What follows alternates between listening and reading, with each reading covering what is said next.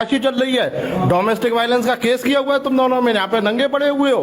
आजा बेटा आजा, पुलिस बाहर है, पुलिस बाहर है।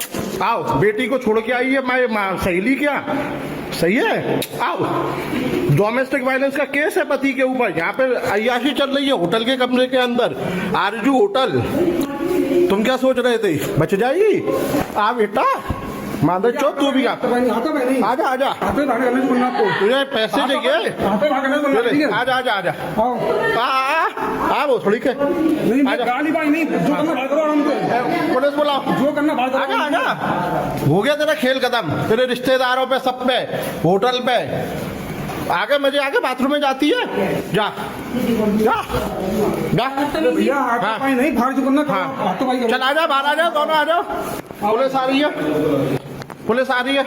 और जिसके रजिस्टर के रिकॉर्ड दिखाओ, दोनों के रजिस्टर के रिकॉर्ड। आ जाओ बेटा आ जाओ बाहर। दोनों अय्याशी करते हुए पकड़े गए होटल के अंदर। मजे तो बहुत ले लिए है ना। आओ आजा आजा आजा, आओ आजा हीरोइन, आजा, तेरी भी है। सध्या हा व्हिडिओ सोशल मीडियावर मोठ्या प्रमाणात व्हायरल होत आहे। लोक त्याला मोठ्या प्रमाणात कमेंट करत आहेत, कारण की प्रकारच त्या पद्धतीनं घडलाय। एक महिला नवऱ्याला सांगते की मैत्रिणीकडे जात आहे आणि मैत्रिणीकडे जाते सांगून थेट एका हॉटेलमध्ये एका लॉजवर गेली आणि आपल्या प्रियकरासोबत रूममध्ये गेली। जशी ही माहिती तिच्या नवऱ्याला मिळाली तसा नवरा तिच्या पाठीमागे गेला आणि तिनं थेट तिच्या बायकोला रंगहात प्रियकरासोबत पकडलं आणि तात्काळ जवळच्या पोलीस ठाण्यामध्ये कळवलं। आता हे सगळं करत असताना त्यानं त्याचं व्हिडिओ शूटिंग सुद्धा केलं आणि तेच व्हिडिओ सोशल मीडियावर व्हायरल केला। पण नेमकं हे प्रकरण काय आहे, हे नेमकं कसं घडलं, हेच आपल्याला सविस्तर या व्हिडिओमध्ये बघायचं आहे। पण जर तुम्ही अजूनही आपलं चॅनल सबस्क्राईब केलं नसेल तर लगेचच करून घ्या आणि बाजूला असणाऱ्या बेल नोटिफिकेशनला सुद्धा ऑन करायला विसरू नका। आता ही जी संपूर्ण घडलेली घटना आहे, ही आहे उत्तर प्रदेशातील न्यू आग्रा पोलीस ठाण्याच्या हद्दीमध्ये घडलेली संपूर्ण घटना आहे। या ठिकाणी या परिसरामध्ये राहणारं एक नवरा बायकोचं जोडपं आहे। या दोघा जणांचं काही वर्षांपूर्वी लग्न झालं होतं। लग्नानंतर दोघा जणांचा सुखाचा संसार सुरू होता आणि यांच्या सुखी संसारामध्ये त्यांना एक मुलगी सुद्धा झाली होती। आता सगळं काही सुरळीतपणानं सुरू होतं, पण मात्र अचानक नवरा बायकोमध्ये वादविवाद होऊ लागले। कारण की बायको मोबाईलचा वापर मोठ्या प्रमाणात करायची, लपून लपून फोनवर बोलायची, चॅटिंग मोठ्या प्रमाणात करायची। म्हणून नवऱ्याला बायकोवर संशय येऊ लागला, म्हणून तो तिला जाब विचारू लागला। मग माझ्यावर संशय घेता का, असं करतं का, तसं करतं का, म्हणून नवरा बायकोमध्ये वादविवाद व्हायला मोठ्या प्रमाणात सुरुवात झाली। मग या दोघा जणांनी ठरवलं की आता एकमेकांसोबत राहायचं नाही, काहीही नाही।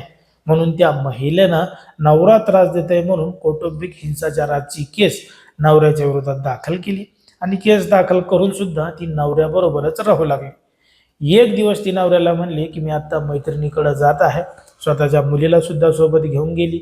पण मात्र नवऱ्याला बायकोवर अगोदरच संशय होता की ही काहीही सांगते, कुठं जाते, याच्यावर तिला लक्ष ठेवायचं होतं। मग ती म्हणली की मी आत्ता मैत्रिणीकडे जाऊन येते आणि सोबत मुलीला सुद्धा घेऊन जाते। नवरा म्हणे ठीक आहे, काही हरकत नाही।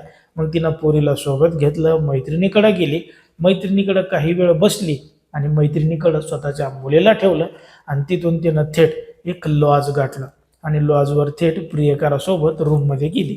आता या सगळ्या गोष्टीची माहिती नवऱ्याला समजली होती, कारण की नवरा मागच्या अनेक दिवसापासून बायकोवर पाळत ठेवूनच बसलेला होता की ती नेमकं कुठं जातीये, कोणाला भेटतीये, या तिला रंगी हात पकडायचं होतं।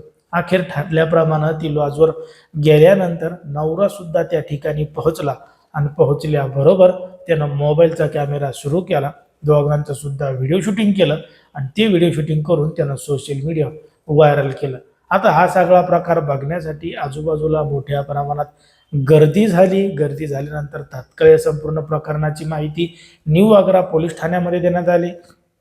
घटनास्थळी पोलीस आले। पोलिसांनी त्या नवऱ्याला, त्याच्या बायकोला आणि त्या प्रियकराला तिघा जणांना सुद्धा घेतलं, पोलीस स्टेशनमध्ये नेलं, त्या ठिकाणी समजून सांगितलं, समुपदेशन केलं आणि मग सगळ्या काही गोष्टी ऐकून घेतल्यानंतर हे प्रकरण त्या ठिकाणीच मिटवलं।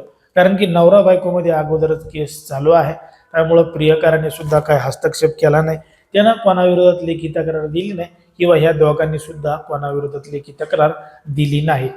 पण मात्र ह्या संपूर्ण प्रकरणाची चर्चा संपूर्ण राज्यभर आणि देशभर होत आहे, कारण की त्या नवऱ्यानं त्या बायकोचा आणि तिच्या प्रकाराचा व्हिडिओ सोशल मीडियावर व्हायरल केलेला आहे.